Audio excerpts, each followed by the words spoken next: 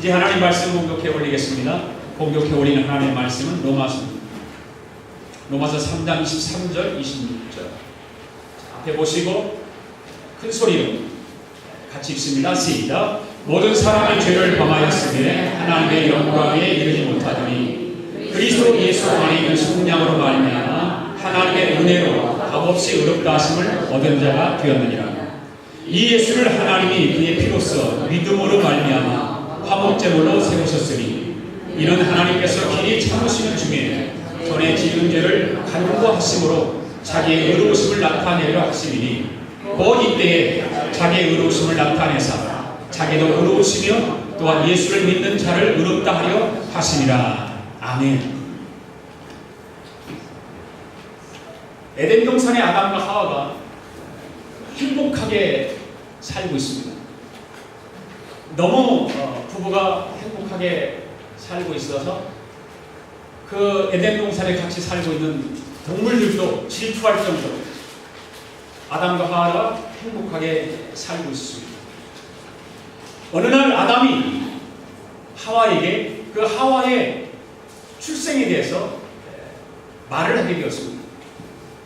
여보 하와, 당신 어떻게 해서 당신이 이 땅에 이렇게 출생을 해서 나와 함께 부부가 되어서 사는지 알아? 내 가르쳐 줄게. 들어봐. 바로 당신은 하나님께서 내 갈비뼈로 당신을 만들었어. 그러니까 하와가 깜짝 놀랐어요. 갈비뼈로 나를 만들었단 말이에요? 그럼요. 갈비뼈를 만들었죠. 그래서 내 갈비뼈를 가지고 자기를 만들었다고 하는 그 말에 깜짝 놀랐습니다. 이 말을 들은 하와가 그 다음 날부터 아담을 감시하기 시작했습니다. 아담이 나갔다 오면 갈비뼈를 세워왔습니다. 또 나갔다 오면 갈비뼈를 세고 그랬습니다. 왜 그랬을까요? 또 다른 여자를 만들까 봐. 자, 할렐루야. 오늘날 중고등부 학생들과 함께 예배를 드리도록 설교를 말씀을 듣기를 원했습니다. 입사람과 같이 또 인사를 나눌까요? 함께 예배드리기로 반갑습니다. 주의 사랑으로 사랑합니다. 인사를 받으세요. 네.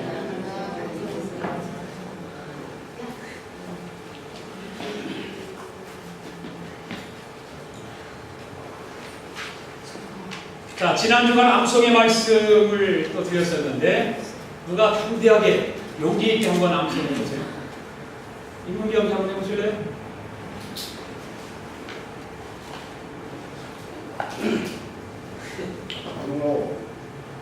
율법의 행위를 그의 앞에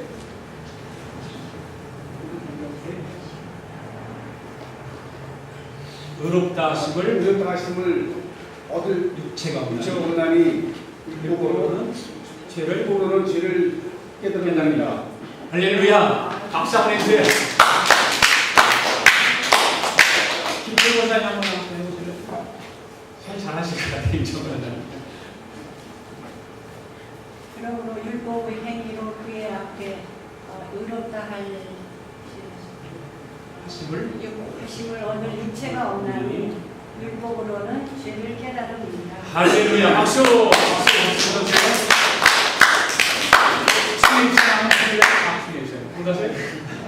그 다음에 우리 박선희 입사님. 남성 숙제. 학생들은 예배 지난주에 같이 안 드렸으니까 모를 것이고. 자, 다 같이 한번 다시 합시다. 다시. 자, 그러므로 시작. 그러므로 율법의 행위로 그의 앞에 의롭다 하심을 얻을 자가 없나니 율법으로는 죄를 깨달음이니라. 아멘. 한번 넘겨주세요. 이거 넘겨주세요. 예, 다시 시작. 그러므로 율법의 행위로 그의 앞에 의롭다 하심을 얻을 자가 없나니 율법으로 죄를 깨달음이니라. 아멘. 자, 이번 주의 암송 말씀 넘겨주세요.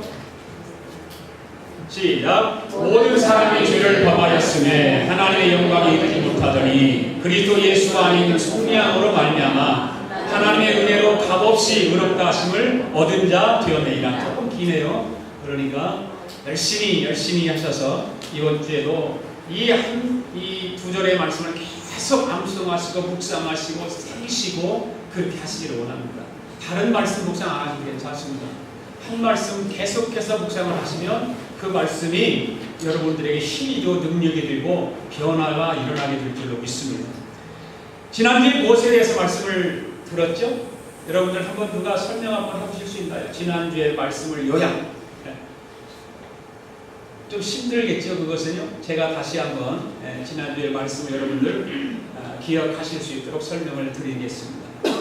죄된 우리 인간들이 거룩한 하나님 앞에서 어떻게 의롭다 하심을 얻을 수 있는가라고 하는 말씀을 드렸었습니다. 첫 번째는 어떤 거였습니까? 하나님 우리에게 복음에 앞서서 무엇을 주셨다고 그랬죠? 율법을 주셨다고 그랬습니다. 그런데 그 율법은 아까 20절 암송했듯이 율법을 무엇을 깨닫게 한다고 그랬습니까? 죄를 깨닫게 한다고 그랬습니다.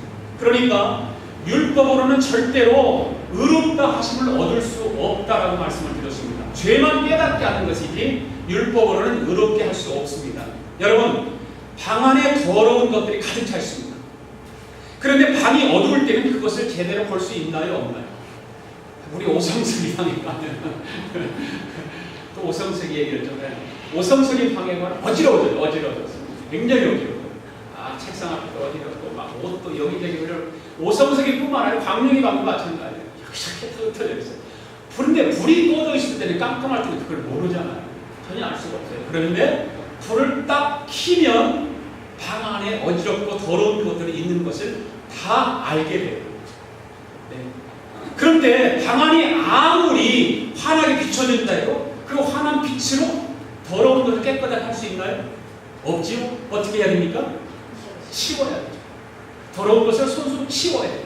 정리를 다 해야 됩니다. 마찬가지로 율법이 하는 일은 바로 하나님 앞에서 얼마나 큰 죄인가를 깨닫게 하는 것이지 그것으로는 구원을 받을 수 없다는 것입니다. 율법으로는 구원을 받지 못한다는 것입니다. 그 다음에 두 번째는 뭐라고 했습니까? 하나님은 우리들에게 복음을 허락해 주셨습니다. 그래서 그 복음을 허락해 주셨다고 했는데 바로 율법과 선지자들에게 복음을 증거했는데 바로 그 하나님의 의가 나타났다. 그렇게 말씀했죠. 그 하나님의 의가. 바로 의로우신 하나님 판단하는 그 날에 그 의를 힘입는 사람들만이 하나님 앞에 어여시 설 수가 있다라고 말씀을 드렸고요. 그 다음에 세 번째로 우리가 그러면 그 의를 어떻게 받아들일 수 있는가?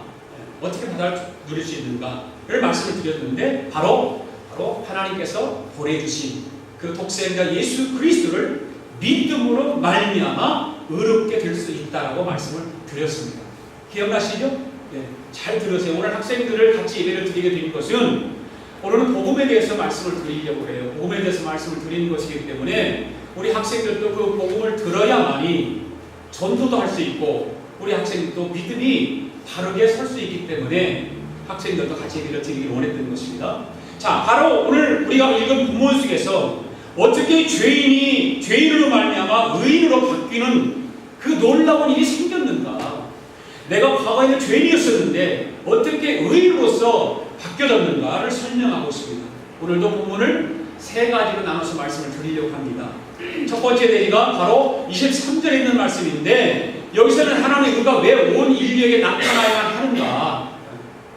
그 필연성이 무엇인가를 설명하기를 원하고요. 그 다음에 두 번째는 24절에서 그러면 하나님의 의가 우리들에게 어떤 방법으로 나타나는가 그거에 대해서 말씀을 드리려고 하고요. 그 다음에 세 번째는 25절 26절에서 하나님의 의가 나타나는 궁극적인 목적이 무엇인지 우리에게 두 가지로 설명해 주고 있는데 하나님께서 인간의 죄를 얼마나 미워하고 싫어하시는가 또 얼마나 미워하고 싫어하시고 얼마나 공의로우신 하나님이신가 하는 것을 우리에게 보여주시기 위함이다 라고 하는 것을 말씀을 드리려고 합니다. 오늘 본문의 말씀을 우리 모두가 함께 묵상하면서 저와 여러분들이 마음속에 적어도 머리로만 알고 있었던 그 복음의 그 메시지가 여러분 가슴으로도 와 닿기를 원합니다. 가슴으로도 뜨겁게 와 닿기를 원한다고 말해요. 머리하고 가슴하고 몇 센치라고 그러나요? 보통 30cm라고 그러거든요. 머리하고 가슴은 한 뼘 조금 넘을 정도로 가까운 사이인데 우리들은 신앙생활하면서 복음을 들으면서 예배를 드리면서도 우리가 말씀을 읽으면서도 머리로는 많이 아는데 가슴으로는 뜨겁게 와 닿지 않는다는 거예요.